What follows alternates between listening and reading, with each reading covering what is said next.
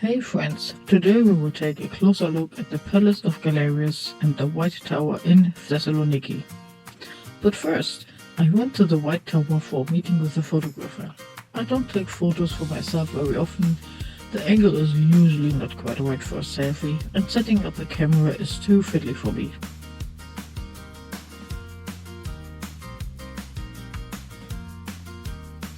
These are obviously not the photographer's pictures. I've taken some liberties with AI to adapt them to my alter ego.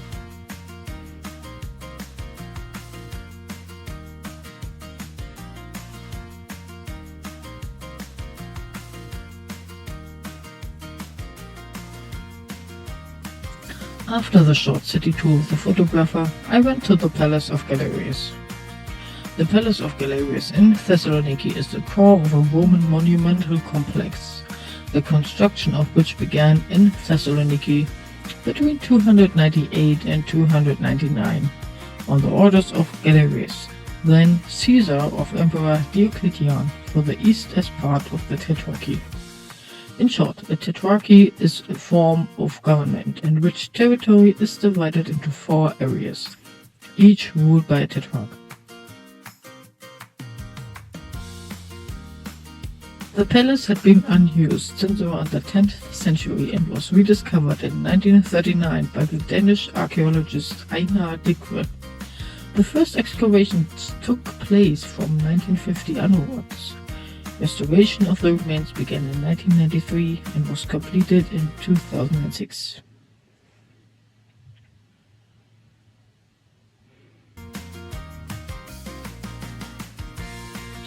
I read through the various informative signs and found the effort that went into the restoration particularly interesting. There were rules, including that the materials used for the restoration could not damage the original, and it had to be clearly visible what was original and what had been added during the restoration. For the restoration, the materials were analyzed, how they were combined and what were they used for, and then the manufacturing process was created by hand.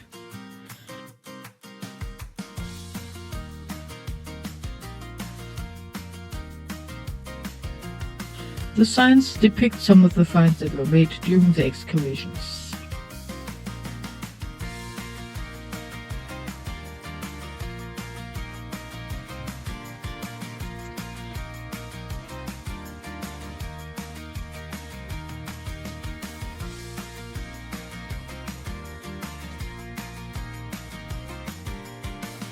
This picture clearly shows what is original and what is new. A border approximately 1 to 2 centimeters wide, made of what I believe is cement, has been inserted between the original and the new material.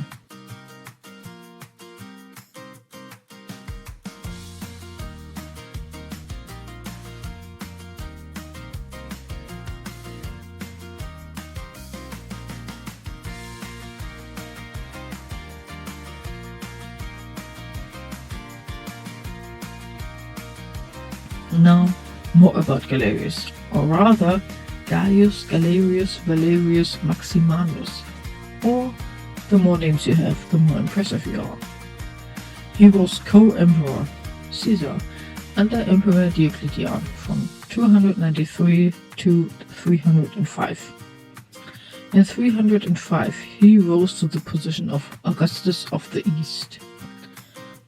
Throughout his life, he strove to preserve the Tetrarchy, which had been in crisis since 306.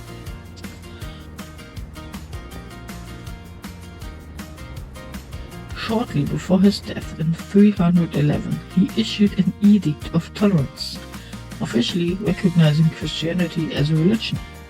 Until then, Christians had been systematically persecuted.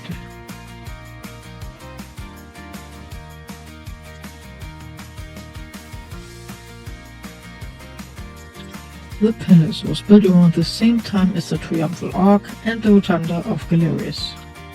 Galerius received permission from Emperor Diocletian to build the Triumphal Arch because he had invaded Armenia with his army around 298 and defeated the Persian king Narses.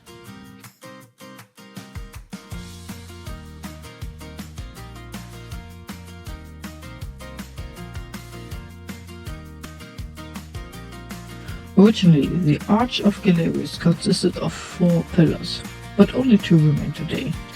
The preserved remains measure 15 meters in height and approximately 30 meters in width. These colossal dimensions far surpass all other triumphal arches of this period.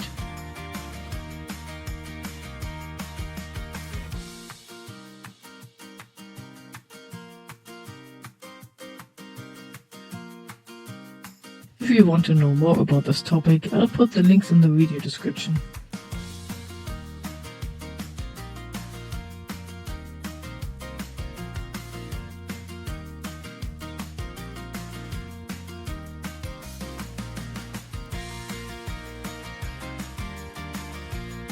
As you can see, I spent some time here and encountered at least 5 different cats.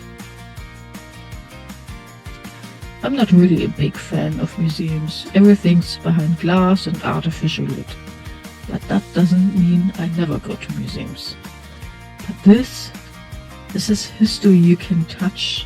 You can go inside the ruins, walk through the rooms, and the site is right in the middle of the city.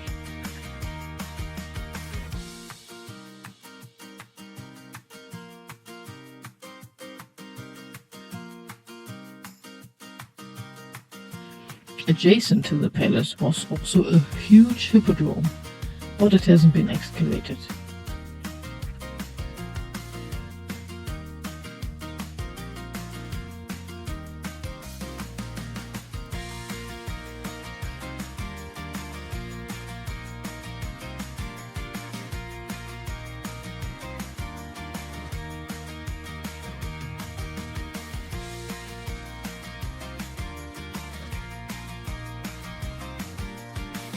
Next, we'll go to the White Tower of Thessaloniki, but first we'll see the Black Pearl again. If you haven't seen the video yet, I would really recommend it. We even met Jack Sparrow, Captain Jack Sparrow. Since its construction in the 15th or 16th century, the White Tower has served as a fortification, garrison, prison and museum. The White Tower has not always been known by this name. During its time as a prison, Sultan Mahmud II ordered the execution of the prisoners of the White Tower in the White Tower in 1826. As a result, and for other reasons, see the link in the video description, the tower was also called the Tower of Blood or the Red Tower. This name persisted throughout the 19th century. After the capture of Thessaloniki in 1912, the tower was whitewashed as part of a symbolic act.